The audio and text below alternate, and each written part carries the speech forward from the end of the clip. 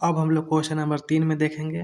Question number 3 है कि the divergence of the curl of a vector field is. पहला option है the magnitude of this vector field, option b है the argument of this vector field, option c है the magnitude of the curl of this vector field और option d है 0। ये जो question है यह वेक्टर कैलकुलस से लिया गया है। सबसे पहले तो हमको ये समझना होगा कि वेक्टर कैलकुलस में 3 टर्म होता है, जिसको पहला बोलते हैं ग्रेडियंट, उसके बाद होता है डाइवर्जेंस और होता है फिर हमारा कर्ल। ये 3 टर्म को पहले समझेंगे कि 3 टर्म होता क्या है। तो सबसे पहले होता है ग्रेडियंट। तो ग्रेडियंट होता है कि ये होता है स्केलर फॉर स्केलर फंक्शन। मान लेते हैं कि कोई स्केलर फंक्शन कोई कि एफ है जो कि एक्स वाई जेड में है फंक्शन। इस फंक्शन को अगर हमको लिखना हो तो डेल एफ लिख सकते हैं, del f by dough x i cap plus del f by del y j cap plus del f by del z k cap. ये जो हमारा है इसी को हम लोग बोलेंगे ग्रेडियंट। ये हमेशा स्केलर फंक्शन होता है। हम किसी भी फंक्शन को इसके ग्रेडियंट के रूप में लिख सकते हैं, जो कि हम लोग del f equal to del f by dough x i cap, del f by del y j cap और del f by del z k cap लिख सकते हैं। अब समझेंगे डाइवर्जेंस।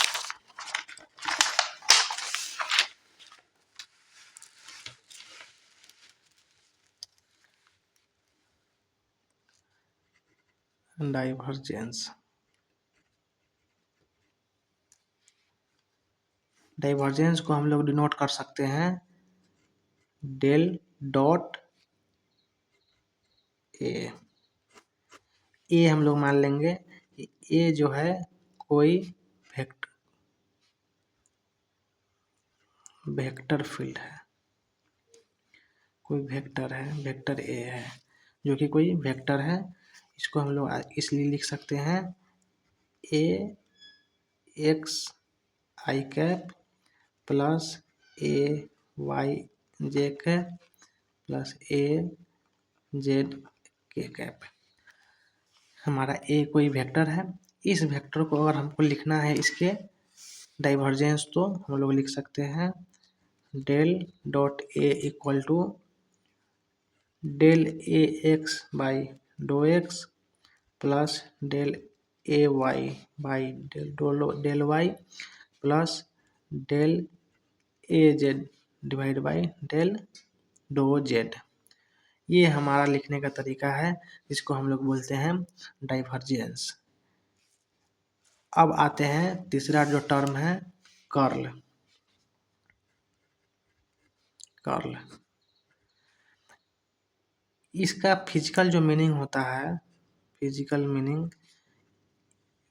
मीनिंग का बात किया जाए तो हम हमेशा इसको रोटेशन या वोर्टिसिटी के लिए किया जाता है। जहाँ कहीं भी रोटेशन का बात हो तो हम लोग कर्ल निकालते हैं। इसको हम लोग डिनोट करते हैं डेल क्रॉस कोई वेक्टर है ए तो ए डेल क्रॉस ए। अब हमको निकालना है जिससे कि ए जो हमारा वेक्टर है ए x i cap plus A Y j cap plus A Z k cap. अब इसको हमको लिखना है कर्ल के रूप में, तो बहुत आसान है। मैट्रिक्स के फॉर्म में हम इसको डेल क्रॉस ए लिखेंगे। यहाँ पे आई जे के डो बाई डो एक्स डो बाई डो वाई डो बाई डो जेड और यहाँ पे जो हमारा ए एक्स ए वाई और ए जेड हम लोग आसानी से इसको लिख सकते हैं। इसी को हम लोग बोलते हैं कर्ल। अब आएंगे हम लोग अपना ओरिजिनल क्वेश्चन में। तीनों का बेसिक मीनिंग समझ गए। हमारा जो प्रश्न है वो बोला जा रहा है कि divergence of the curl of a vector, मतलब डाइवर्जेंस ऑफ कर्ल, मतलब divergence of curl of a vector, मतलब कि divergence of curl of the vector क्या होगा। तो हमेशा याद रखना है कि हमेशा इसका वैल्यू 0 होता है।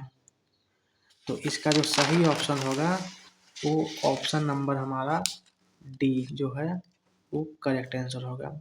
इसके साथ साथ भी हम एक बोनस चीज़ बता सकते हैं, जो कि है कि डाइवर्जेंस ऑफ कर्ल तो 0 होता ही है, लेकिन अगर पूछा जाए कि कर्ल ऑफ ग्रेडियंट,